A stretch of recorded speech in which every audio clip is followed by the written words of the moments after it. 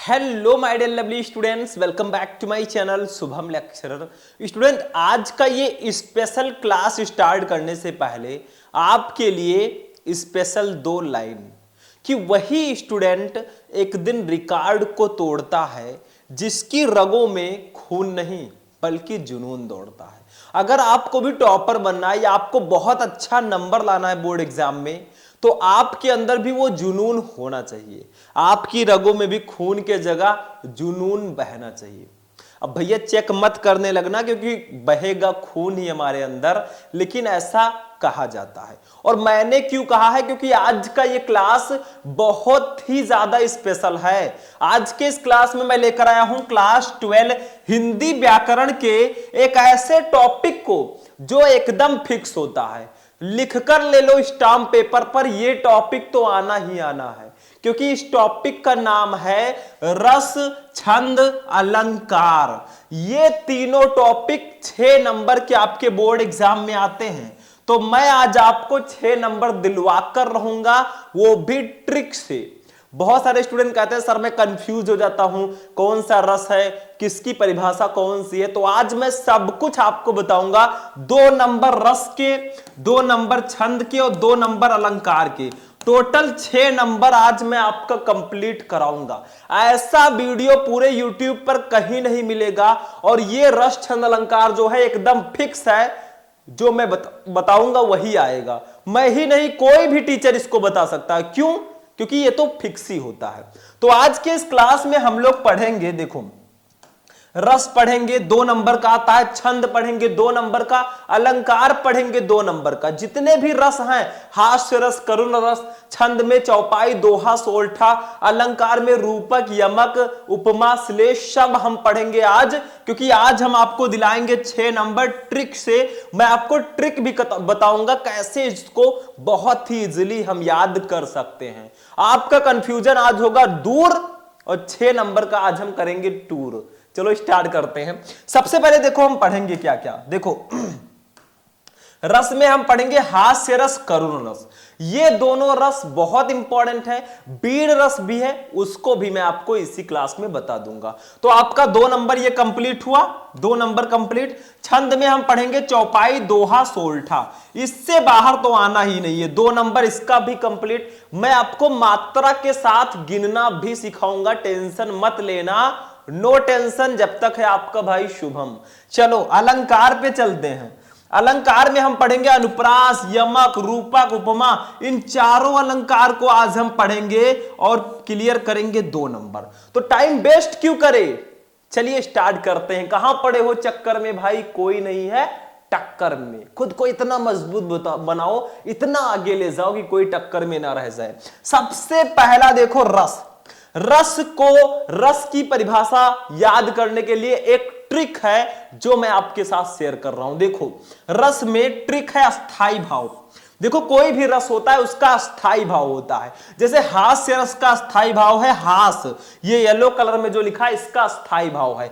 करुण रस का अस्थाई भाव है शोक, मतलब हास्य रस का अस्थाई भाव है हास। ये ध्यान रखना, ये ट्रिक है। अभी मैं इसी अस्थाई भाव से इसकी परिभाषा बनाऊंगा बहुत इजीली, बिल्कुल आसान तरीके से। करुण रस का स्थायी भाव है शोक।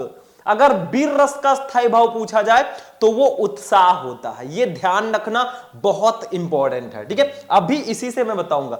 करुण रस, देखो नाम में ही करुणा दिख रही है, मतलब थोड़ा सा दुख, तो इसका स्थायी भाव शोक होगा। ठीक है, करुण रस का। और हास्य रस का स्थायी भाव हास है। नाम से ये पता चल गया हास्य, तो इसमें या हटा दो, सा को फुल कर दो, हास हो गया। करुण का यार शोक, करुण रहता है जब कहीं भी करुण संवेदना होती है, दिल जब तड़पता है तो वहां पे शोक ही होता है। ठीक है, चलो अब सबसे पहले हम हास्य रस को पढ़ते हैं। ध्यान से समझना, पहले रस को पढ़ेंगे, फिर छंद को, फिर अलंकार को, सबको पढ़ेंगे। जब तक तोड़ेंगे नहीं तब तक छोड़ेंगे नहीं। देखो हास्य रस की परिभाषा मैंने कैसे बनाई है, इसके अस्थाई भाव से। देखो हास्य रस का स्थायी भाव हास है, ये तो पहली लाइन हमारी हो गई, हमें पता है। परिभाषा में आप ऐसे लिख दो, हास्य रस का स्थायी भाव हास है। ठीक है, जब हास नामक अस्थाई भाव विभाव, अनुभाव और संचारी भाव से संयोग करता है तो हास्य रस कहलाता है। बस सिंपल सा देखो, हास्य रस का स्थायी भाव हास है, सबसे पहले लाइन में मैंने इसका स्थायी भाव लिख दिया। ठीक, देखो दूसरा वाला डेफिनेशन आपको पता है वो भी लिख सकते हो, क्योंकि अलग अलग बुक में अलग अलग दिया रहता है। ऐसा नहीं है कि यही वाला लिखो, और भी इसके डेफिनेशन है, लेकिन ये वाला बेटर है। ठीक है, तो देखो पहली लाइन में आप लिख दो हास्य रस का स्थायी भाव हास है।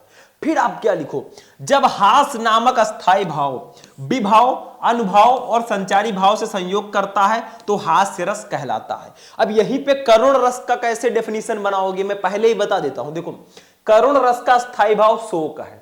ठीक है, जब शोक नामक स्थायी भाव विभाव, अनुभाव और संचारी भाव से संयोग करता है तो करुण रस कहलाता है। मतलब यही वाला ट्रिक हर जगह अप्लाई करना है। पहला लाइन रहेगा करुण रस का स्थायी भाव शोक है, फिर जब शोक, हास के जगह पर शोक कर दो। ऐसे वीर रस हो तो वीर रस का स्थायी भाव उत्साह है, जब उत्साह नामक स्थायी भाव विभाव, अनुभव और संचारी भाव से संयोग करता है तब वीर रस कहलाता है।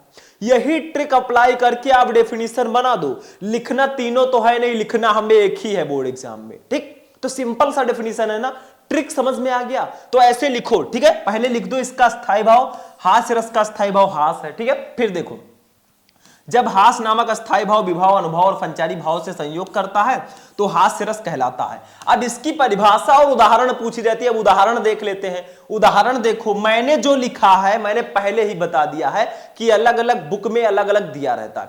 आपने कोई दूसरा याद कर रखा है, भैया वही याद रखिए, वो भी लिख देंगे, आपको नंबर मिल जाएगा। हम जो बता रहे हैं, क्योंकि मैं एक ही एग्जाम्पल बताऊंगा, ठीक है, ये जो बता रहे हैं इसको लिख देंगे तो भी नंबर मिल जाएगा। ठीक, तो अलग अलग बुक में अलग अलग होता है। उदाहरण देखो, नाना वाहन नाना वेशा विहसे स्यु समाज निज देखा, को मुखहीन विपुल मुख काहू, बिन पद कर को बहुपद बाहू। अब कुछ स्टूडेंट कहेंगे सर जी ये तो याद नहीं होगा जल्दी। देखो कोई भी ऐसी चीज नहीं है जो आपके लिए इम्पॉसिबल है। बस 2 बार इसको 10 बार पढ़ोगे, सुबह उठकर याद हो जाएगा। सुबह उठकर आप 2 ही बार पढ़ लो, आपको याद हो जाएगा। ठीक है, क्या है, नाना वाहन नाना बेसा बिहसे स्यु समाज निज देखा, को मुखहीन विपुल मुख काहू, बिन पद कर को बहुपद बाहू। हमें याद हो गया। तो याद करने का तरीका मेरे भाई समझो। तो देखो हास्य रस की परिभाषा और उदाहरण समझ में आ गई। उदाहरण अगर दूसरा पता है ऑफकोर्स लिखो, कोई दिक्कत नहीं है, नो प्रॉब्लम नो टेंशन। तो हास्य रस हमने समझ लिया। अब करुण रस पर चलते हैं। देखो करुण रस, ये देखो करुण रस आ गया। वही ट्रिक सेम टू सेम। करुण रस का स्थायी भाव शोक है। देखो वही वाली लाइन, जब शोक नामक स्थायी भाव विभाव, अनुभव और संचारी भाव से संयोग करता है तब करुण रस की उत्पत्ति होती है। वही सेम ट्रिक अपनाना है, इसका भी डेफिनेशन हो गया। अब हमें लिखना एक ही है, वहां पे कोई भी लिख देंगे। हास्य रस या करुण रस दोनों में से कोई आता है, ठीक है, या वीर रस आता है तो अभी वो भी मैं बता दूंगा। ठीक है, उदाहरण देखो इसका। उदाहरण देखो, ये करुण रस है भैया, थोड़ी सी संवेदना होगी, थोड़ी सी करुणामय होगा, थोड़ा सा शोक होगा। देखो, क्यों छलक रहा दुख मेरा उषा की मृदु पलकों में, हां उलझ रहा सुख मेरा संध्या की घन अलकों में। ठीक है, संध्या की घन अलकों में। देखो ये एग्जाम्पल बहुत इजी है। क्यों छलक रहा दुख मेरा उषा की मृदु पलकों में, हां उलझ रहा दुख मेरा संध्या की घन अलकों में। दुख आ गया, इसका मतलब ही समझ लो भैया यहां पे करुण रस होगा। ठीक है, तो करुण रस का समझ में आया परिभाषा। अब देखो वीर रस का मैंने इसमें लिख नहीं रखा है, वीर रस का मैं आपको बता देता हूं, देखिएगा ध्यान से समझिएगा। वीर, देखो वही ट्रिक सेम टू सेम। वीर रस का स्थायी भाव उत्साह है। जब उत्साह नामक स्थायी भाव विभाव और संचारी भाव से संयोग करता है तब वो वीर रस कहलाता है। सिंपल सा है। उदाहरण लिख दो, कौन सा, खूब लड़ी मर्दानी वो तो झांसी वाली रानी थी। ठीक है, बस हो गया, सिंपल सा है। तो ऐसे आपको भैया परिभाषा और उदाहरण लिखना होता है। अब हमारा रस कंप्लीट हुआ। हमने आपको हास्य रस बताया, करुण रस बताया और इशारे में ही वीर रस भी समझा दिया। इससे बाहर नहीं आएगा मेरे दोस्त। चलो आगे बढ़ते हैं। नेक्स्ट देखो, रस हो गया हमारा। अब छंद पे चलते हैं। छंद को समझिएगा क्योंकि इसमें चौपाई, दोहा, सोल्ठा यही सब है। इसमें मात्राएं गिनना होता है, हमें मात्राओं के साथ लिखना होता है। तो क्यों टेंशन लें, हम खुद है मात्राएं, हम आपको बताएंगे। देखो चौपाई सबसे पहले हम जानते हैं। चौपाई 4 पैरों वाला, मतलब जिसमें 4 पद हो, पैर हो। ठीक है, तो इसमें क्या होंगे, 4 पद होंगे। मतलब इसमें 4 चरण होंगे। पद को आप पैर को चरण भी बोल सकते हैं। चौपाई नाम से स्पष्ट है, 4 पाई। ठीक, तो देखो चौपाई सममात्रिक छंद है। सममात्रिक का मतलब इसमें हर एक चरण में समान मात्राएं होती हैं। ठीक है, इसमें 4 चरण होते हैं और प्रत्येक चरण में 16 मात्राएं होती हैं। मतलब चौपाई एक सममात्रिक छंद है। इसमें 4 चरण होंगे और चारों चरण में 16 मात्राएं होंगी। अब हम आपको गिनना सिखाएंगे। याद समझ में आ गया चौपाई क्या है? चौपाई सममात्रिक छंद है। इसमें 4 चरण होते हैं और प्रत्येक चरण में 16 मात्राएं होती है। चौपाई का मतलब 4 गुणे 4 कर दो, 16 मात्राएं हर एक छंद में होंगी। चलो उदाहरण देखो। बंदव गुरु पद पदुम परागा, सुरुचि सुवास सरस अनुरागा, अमीय मूरिमय चूरन चारु, समन सकल भवरुज परिवारु। अब ये वाला उदाहरण बहुत इंपॉर्टेंट है। आपको अगर दूसरा याद है, मैं बार बार कह रहा हूं, आप उसको भी लिख सकते हैं, लेकिन ये हमने चूज किया है आपके सर जी ने, तो इसको लिखिए। लिखना चाहे तो दूसरा याद है उसको लिखिए, ऑफकोर्स बेझिझक। देखो मात्राओं को देखो, एक अगर मात्रा है तो उसको ऐसे एक की तरह लिखेंगे, 2 मात्रा है तो उसको ऐसे लिखेंगे, ये ध्यान रखना। ठीक, अभी हम गिनेंगे। देखो इसमें पहला पद ये है यहां तक, दूसरा पद इसके बाद वाला है, तीसरा यहां तक है, चौथा इधर वाला है। ये जो फुल स्टॉप लगा है, उधर पहला, इधर दूसरा, इधर तीसरा, इधर चौथा। ठीक है, देखो ये बा के ऊपर बिंदी है, यहां पे 2 मात्राएं होंगी, 2। दा अकेला है भैया 1, ऊ अकेला है 1। ठीक है, तो 2 1 3 1 4। देखो गा पर छोटा ऊ का मात्रा, जब छोटा ऊ का मात्रा होगा तो 1 ही माना जाएगा।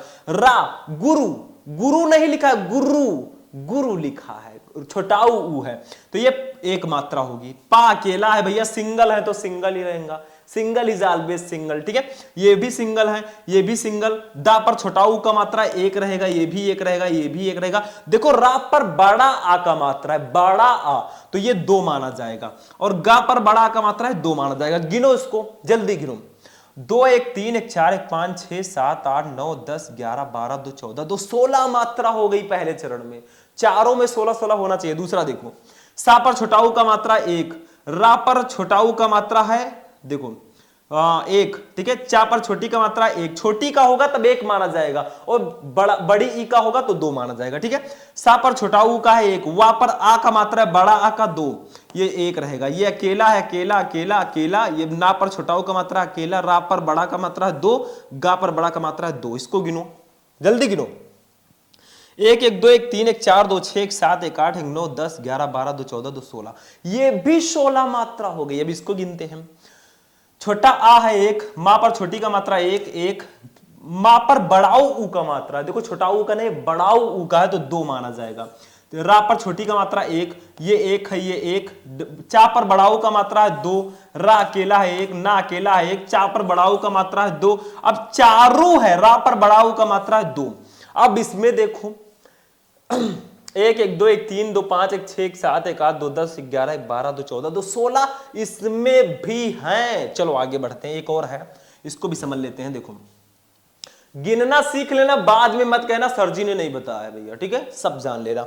देखो समन 1 1 1 1 1 1 1 1, रा पर बड़ाऊ ऊ का मात्रा है तो ये सॉरी ये रुज है, रुज रूज नहीं है, रुज है, छोटा ऊ का मात्रा तो 1 रहेगा। 1 1 1 1 2, और रा पर बड़ा ऊ का मात्रा है 2। अब देखो 1 1 2 3 4 5 6 7 8 9 10 11 12 2 14 2 16, भैया चारों चरण में 16 मात्राएं हैं, 4 चरण है, ये चौपाई है, लिख कर ले लो। ठीक है, तो चौपाई सममात्रिक छंद है, इसमें 4 चरण होते हैं और प्रत्येक चरण में 16 मात्राएं होती हैं। हमने एग्जाम्पल भी बता दिया, गिनकर भी बता दिया, इससे अच्छा उदाहरण आपको कोई नहीं बताएगा, नथिंग। ठीक है, तो इसको आप लोग नोट करना चाहो नोट कर लो, मैं साइड में हो जाता हूं। ठीक है, नोट कर लिया। चलो बढ़ते हैं आगे भैया, चौपाई हमारा हो गया। चलो दोहा पे आते हैं। दोहा तो आपने बहुत सारे सुने होंगे, कबीर दास जी के दोहे। दोहा अर्ध सम मात्रिक छंद है, ये अर्ध सम है, पूरा सम नहीं है, अर्ध सम। ठीक है, मतलब इसमें 2 चरण में समान मात्रा होगी, 2 चरण में अलग मात्रा होगी, उसमें समान होगी। ठीक है, इसमें 4 चरण होते हैं। इसके पहले और तीसरे चरण में 13-13 मात्राएं और दूसरे तथा चौथे चरण में 11-11 मात्राएं होंगी। मतलब दोहा अर्ध सममात्रिक छंद है। इसमें सिर्फ 2 चरण में समान मात्रा होगी और 2 में अलग मात्रा होगी। तो दोहा अर्ध सममात्रिक छंद है, इसमें 4 चरण होते हैं। इसके पहले और तीसरे चरण में 13-13 मात्राएं तथा दूसरे और चौथे चरण में 11-11 मात्राएं होती है। हम गिनकर लाइव प्रूफ आपको दिखाएंगे। देखो, ये पहला चरण है, ये पहला चरण है, ये तीसरा है, ये दूसरा है, ये चौथा है। तो पहले तीसरे में पहले मैं गिनूंगा, पहले और तीसरे में 13-13 होना चाहिए। देखो, मेरी 2 4 में पर एक का मात्रा, रा पर बड़ी का मात्रा, तो 2 2 4 हो जाएगा। 1 5 1 6 2 8 2 10 1 11 2 13। देखो, पहले में भैया 13 मात्रा हो गई।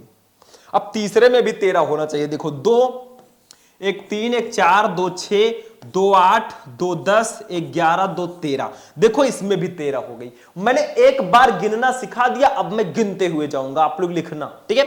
अब देखो, राधा जी हैं, तो ये दूसरा और चौथा चरण है, इसमें 11-11 मात्रा होगी। देखो, रा बड़ा का मात्रा 2, ये भी 2 4 2 6 1 7 1 8 2 10 1 11 मात्रा हो गई इसमें, 11, ठीक है। तो दूसरे और चौथे में भी 11 होगा। देखो, स्या है, आधा सा, यहां पर बड़ा का मात्रा, इसको 2 गिना जाएगा, 2।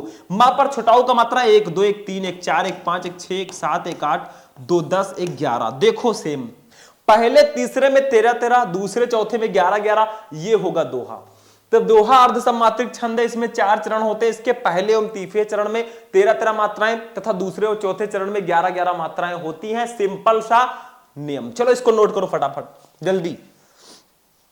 एग्जाम्पल आप चाहो तो बदल भी सकते हो, बहुत सारे दोहे पड़े हुए हैं हमारे अंदर, हम बहुत सारे दोहे याद किए हैं, हमारी बुक में भी बहुत सारे हैं, दूसरा भी लिख सकते हैं, सब में सेम चीजें होंगी। चलो आगे बढ़ते हैं। तीसरा, अब सोरठा आते हैं। सोरठा देखो भैया, ये दोहे का उल्टा होता है। मतलब क्या है? देखो, सोरठा अर्ध सममात्रिक छंद है, इसमें 4 चरण होते हैं। इसके पहले और तीसरे में 11-11 होगी। देखो, उसका उल्टा, पहले तीसरे में 11-11, दूसरे और चौथे में 13-13 होंगी। ये सोरठा होगा। ये दोहा का उल्टा होता है। क्यों? क्योंकि दोहा में पहले और तीसरे में 13-13 थी, दूसरे और चौथे में 11-11 थी। यहां पे पहले और तीसरे में 11-11, दूसरे और चौथे में 13-13। तो ये उल्टा हुआ बिल्कुल। तो ये दोहे का उल्टा होता है, आप लिख भी सकते हैं। अब इसका एग्जाम्पल देखो, राम स्वरूप तुम्हार, बयान अगोचर बुद्धि पर, अभिगत अकथ अपार, नेत नेत नित निगम कहे। अब बहुत सारे स्टूडेंट कहेंगे सर जी, राम स्वरूप और ये श्याम स्वरूप कहां से आ गए? देखो, ये एग्जाम्पल है मेरे भाई। अगर दूसरा पता है ऑफकोर्स आप लिखो, हमें जो पता है वो हम लिख रहे हैं, ठीक। सिंपल सा फंडा है। देखो, राम, ये पहला और तीसरा, इसमें 11-11 होंगी, मैं गिनकर दिखा रहा हूं। रा पर बड़ा का मात्रा 2, मां अकेला है 1, सा अकेला है 1, ठीक है।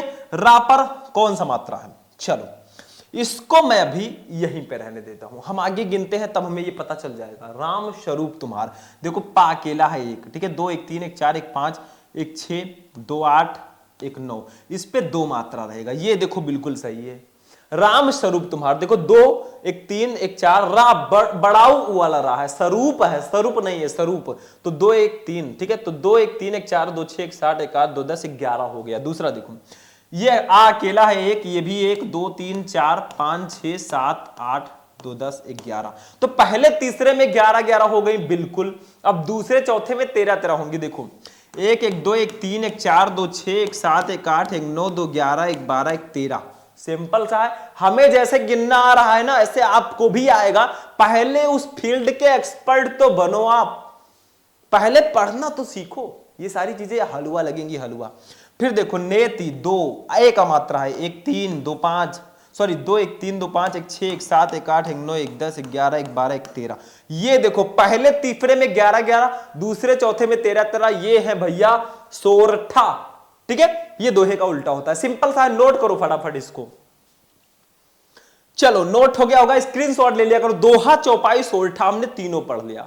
अब हम अलंकार पे चलेंगे। इन 3 के अलावा कुछ नहीं आएगा, लिख कर ले लो स्टॉम्प पेपर पे। जल्दी से नोट कर लिया आप लोगों ने, इसको भी हटाते हैं, अलंकार पे चलते हैं। हम 6 नंबर अपना कंप्लीट करने वाले हैं, 4 हमने कर दिया है।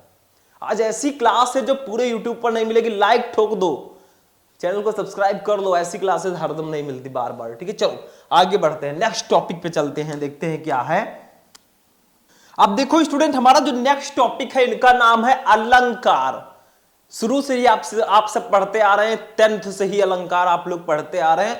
क्यों अभी तक याद नहीं है? क्योंकि आप निरंतर प्रैक्टिस आपने नहीं किया। तो अब कर लो भाई। देखो अलंकार, इसमें सबसे पहले हम अनुप्रास अलंकार को पढ़ेंगे। अनुप्रास, चमनप्रास नहीं है। देखो वो अलंकार जिसमें समान वर्णों की बार बार आवृत्ति हो, अनुप्रास अलंकार कहलाता है। ऐसा अलंकार जिसमें एक ही वर्ण कई बार आए, यानी कि समान वर्ण की बार बार आवृत्ति हो, वहां पे अनुप्रास अलंकार होता है। जैसे उदाहरण देखो, देखो चारु चंद्र की चंचल किरणें खेल रही थी जलथल में। ठीक है, ऐसे उदाहरण लिख देना है। इसमें अगर आप लोग चाहें तो एक स्पष्टीकरण लिख सकते हैं। क्यों स्पष्टीकरण? स्पष्टीकरण का मतलब स्पष्ट करना कि आखिर इस लाइन में अनुप्रास अलंकार क्यों है। देखो इन पंक्तियों में चा वर्ण की बार बार आवृत्ति हुई है, अतः यहां अनुप्रास अलंकार है। ये मैंने स्पष्टीकरण लिखकर स्पष्ट कर दिया कि हां भैया यहां पे अनुप्रास अलंकार है। तो अनुप्रास अलंकार क्या होता है? सिंपल सा मैं बता रहा हूं। वो अलंकार जिसमें समान वर्णों की बार बार आवृत्ति हो, अनुप्रास अलंकार कहलाता है। उदाहरण देखो, चारु चंद्र की चंचल किरणें खेल रही थी जलथल में। स्पष्टीकरण में मैंने लिख दिया इन पंक्तियों में चा वर्ण की बार बार आवृत्ति हुई है, अतः यहां अनुप्रास अलंकार है। क्योंकि देखो चा चा चा कई बार चाचा आया है, तो अनुप्रास अलंकार हो गया। अंकल जी वाले चाचा नहीं। चलो आगे बढ़ते हैं, इसको नोट करो फटाफट। फास्ट चलो, फास्ट। आज के जमाने में 5G की स्पीड से चलो, 2G 3G का जमाना गया मेरे भाई। अब हमें स्पीड से चलना है, हमें स्पीड से अपने मंजिल तक पहुंचना। ऐसा नहीं कि बहुत स्पीड से जाओ फिर कहो यार थोड़ी देर सो लेता हूं। वो खरगोश और कछुए वाली कहानी सुना है कि नहीं? खरगोश बेचारा सोच रहा था कि अरे कछुआ यार कहां मुझसे पहले पहुंच जाएगा। फिर खरगोश भैया थोड़ी देर आराम करने लगे। आराम, सोना, ये सब भैया बहुत बुरी चीजें हैं। नहीं, बुरी नहीं है, रात को सोना जरूरी है, 7-8 घंटे की नींद भी जरूरी है, लेकिन उस समय सोना जो आपके काम का समय है वो बेकार है। ठीक है, तो ऐसी चीजें मत कीजिए। ऐसा ना हो कि मंजिल पर पहुंचते पहुंचते कोई गधा वहां तक गधा नहीं, कोई भी बच्चा जो है कमजोर नहीं है। हमारे नजर में सब तेज है। ठीक है, कोई कमजोर बच्चा आपसे आगे चला जाए, आप सोते रह जाएं। तो खुद को बहुत ओवर कॉन्फिडेंस मत समझिए, बहुत ओवर स्मार्ट मत समझिए, क्योंकि आपसे भी अच्छे अच्छे लोग पड़े हुए हैं। खुद को अच्छा बनाइए, इंप्रूव कीजिए हमेशा। यमक अलंकार पे चलते हैं। यमक का अर्थ है युग्म अर्थात जोड़ा। यमक का अर्थ होता है जोड़ा। वो अलंकार जिसमें कोई शब्द एक से अधिक बार आए परंतु उसके अर्थ भिन्न भिन्न हो, यमक अलंकार कहलाता है। यानी कि यमक का अर्थ होता है जोड़ा। जोड़े का मतलब ये देखो, जोड़े हैं, दो का मतलब जोड़ा। ठीक है, तो वो अलंकार जिसमें कोई शब्द एक से अधिक बार आए और उसके अर्थ भी भिन्न भिन्न हो, वहां पे यमक अलंकार होगा। मतलब एक से अधिक बार आए वो शब्द और उसके अर्थ भी अलग अलग हो, यमक अलंकार होगा। जैसे देखो, काली घटा का घमंड घटा, नभ मंडल तारक वृंद खिले। अब देखो यहां पे इस घटा का मतलब होता है बादल। काली घटा का घमंड घटा मतलब काले बादल का घमंड घटा। इस घटा का मतलब होता है घट गया या कम हो गया। देखो मैंने स्पष्टीकरण लिखा, यहां पे एक ही शब्द एक से अधिक बार आ रहा है लेकिन इसके अर्थ भी अलग अलग है। देखो उदाहरण, स्पष्टीकरण में मैंने लिखा है, इस उदाहरण में घटा शब्द 2 बार आया है। घटा शब्द 2 बार आया है और दोनों स्थानों पर इसका अर्थ भिन्न भिन्न है। एक घटा का मतलब है बादल, दूसरे घटा का मतलब है घट गया या कम हो गया। यही है भैया आपका यमक अलंकार। तो यमक का अर्थ होता है युग्म या जोड़ा। वो अलंकार जिसमें एक ही शब्द एक से अधिक बार आए और उसके अर्थ भी भिन्न भिन्न हो, वहां यमक अलंकार होता है। जैसे काली घटा का घमंड घटा, नभ मंडल तारक वृंद खिले। स्पष्टीकरण भी मैंने बता दिया कि इस शब्द में घटा शब्द, इस पंक्ति में घटा शब्द 2 बार आया है और दोनों स्थानों पर इसका अर्थ भिन्न भिन्न है। एक घटा का मतलब बादल, दूसरे का मतलब घट गया या कम हो गया। तो इसको आप नोट कीजिए, मैं स्क्रॉल कर रहा हूं, इसको नोट कर लीजिए, स्क्रीनशॉट लीजिए, इसको भी ले लीजिए। ठीक है तब तक मैं थोड़ा खांसी जुकाम वाला सिस्टम। चलो आगे बढ़ते हैं। तीसरा है रूपक अलंकार। रूपक, रूप में का। ठीक है, देखो जहां उपमेय में उपमान का अभेद रूप से आरोप किया जाए वहां रूपक अलंकार होता है। अब आप कहेंगे सर जी उपमेय क्या है, उपमान क्या होता है, ये भी तो बता दीजिए। उपमेय का मतलब जिसकी तुलना की जाए। जैसे हम हैं, हमारी तुलना एक रवि है, मान लीजिए रवि है, बुआ का लड़का, मतलब रवि है, मान लीजिए मेरे सामने कोई लड़का है, तो हमसे उसकी तुलना की जा रही है, तो जिसकी तुलना की जाए वो उपमेय होगा। हम उपमेय होंगे क्योंकि हमारी तुलना उससे की जा रही है। और उपमान कौन होगा? जिससे तुलना की जाए, उससे हमारी तुलना की जा रही है, वो उपमान होगा। मतलब जहां उपमेय में उपमान का अभेद रूप से आरोप किया जाए वहां रूपक अलंकार होता है। उपमेय कौन होता है? जिसकी तुलना की जाती है। उपमान कौन होता है? जिससे तुलना की जाती है। जैसे उदाहरण देखो, चरण कमल बंदो हरिराई, मतलब हरि जी के कमल, श्री कृष्ण जी के चरण जो है वो कमल के समान है। तो चरण कमल, चरण की तुलना कमल से की जा रही है, ठीक है। तो यहां पे देखो, चरण कमल बंदो हरिराई, ठीक है, मतलब चरण की तुलना, उनके चरण की, उनके पांव की तुलना कमल से की जा रही है। तो जिसकी तुलना की जाए, चरण ये उपमेय होगा, कमल उपमान होगा, ठीक है। मैं साइड में स्पष्टीकरण मैंने लिखा होगा शायद, स्पष्टीकरण देखो, उपमेय होगा चरण, जिसकी तुलना की जाए, तो श्री कृष्ण जी के चरण की तुलना की जा रही है, उपमेय होगा। उपमान कौन होगा? कमल, जिससे तुलना की जाए, तो उनके चरण की तुलना कमल से की जा रही है, तो जिससे तुलना की जाए वो उपमान होगा, तो कमल से तुलना की जा रही। सिंपल सा है, नो प्रॉब्लम। चलो आगे बढ़ते हैं, इसको भी नोट करो, मैं साइड में हो जाता हूं, जल्दी से इसको नोट कर लो। हो गया? चलो उपमा अलंकार पे चलते हैं। उपमा देखो, उपमा अलंकार क्या होता है, ध्यान से समझना। जब किन्हीं दो वस्तुओं के गुण, आकृति, स्वभाव आदि में समानता दिखाया जाए या दो भिन्न वस्तुओं की तुलना की जाए, वहां उपमा अलंकार होता है। मतलब जब किन्हीं दो वस्तुओं के गुण, क्वालिटी, आकृति, उनका शेप कितना अच्छा है, ठीक है, और उसके स्वभाव के, उसके नेचर के आधार पर समानता दिखाया जाए या दो भिन्न वस्तुओं की तुलना की जाए, वहां पे उपमा अलंकार होता है। उदाहरण देखो, हरिपद कोमल कमल से, वही एग्जाम्पल दूसरे तरीके से दिया गया है। मतलब हरिपद कोमल कमल से, हरिपद, हरि जी का जो पैर है वो कोमल कमल से, कमल के समान कोमल है। हरि जी का, कृष्ण जी का पैर जो है वो कमल के समान कोमल है। वहां पे चरण कमल बंदो हरिराई, वही सेम मीनिंग वहां पे भी निकलता है, लेकिन यहां पे उपमेय होगा हरिपद, ठीक है, उपमान होगा कमल। सिंपल सा है, ठीक। तो कुछ आ गया है कि नहीं उसको देख लेते हैं। देखो स्पष्टीकरण, देखो ध्यान दो, स्पष्टीकरण में उपमेय हरिपद है, जिसकी तुलना की जा रही है, हरि जी के पैर की तुलना की जा रही है, तो हरिपद ये उपमेय होगा। जिससे की जाए, कमल से की जा रही है, ये उपमान होगा। साधारण धर्म होगा कोमल, इसकी विशेषता जो है साधारण धर्म उसको बोलते हैं हिंदी में, तो उसको कोमल कहेंगे, ठीक है। और वाचक शब्द होगा से, क्योंकि यही उसको जोड़ रहा है। तो ये भैया आपका हो गया खत्म, ये आपका अलंकार भी हो गया। तो हमने अलंकार पढ़ा, उपमा, ठीक है, रूपक, उसके बाद में यमक, ठीक है, और अलंकार खत्म। सोरठा पढ़ा हमने, दोहा पढ़ा, छंद पढ़ा, ठीक है, चौपाई, करुण रस पढ़ा, हास्य रस पढ़ा, और हमने फाइनली पढ़ लिया अलंकार, रस, छंद सबको। और ये हमारा 6 नंबर कंप्लीट हुआ ट्रिक से। देखो बहुत इजी वे में मैंने आपको बताया, इससे इजी कोई नहीं बताएगा। फिर सर्फ एक्सेल इजी वास, ठीक है। तो रस है आपका 2 नंबर का, छंद है 2, अलंकार है 2, ये 6 नंबर हमने कंप्लीट कर लिया ट्रिक से। कहां पड़े हो चक्कर में, कोई नहीं है, टक्कर में मैं कहता रहता हूं। तो भैया आज हमने 6 नंबर कंप्लीट करा दिया। सपोर्ट बनाए रखो, 6 नहीं पूरे 500 नंबर कंप्लीट कराऊंगा जो एग्जाम आपका होता है। मतलब हिंदी का 100 में 100 में दिलाऊंगा। बस आप लोग सपोर्ट बनाए रखो, दिलाने का काम मेरा है, पढ़ाने का काम मेरा है। आप लोग पढ़ते रहो, आगे बढ़ते रहो, मंजिल जल्दी ही मिल जाएगी, या तो मंजिल मिल जाएगी या अच्छे मुसाफिर बन जाएंगे, जानकारी हो जाएगी। तो आज का क्लास कैसा लगा? अच्छा लगा वीडियो को लाइक करना, चैनल को सब्सक्राइब कर लेना।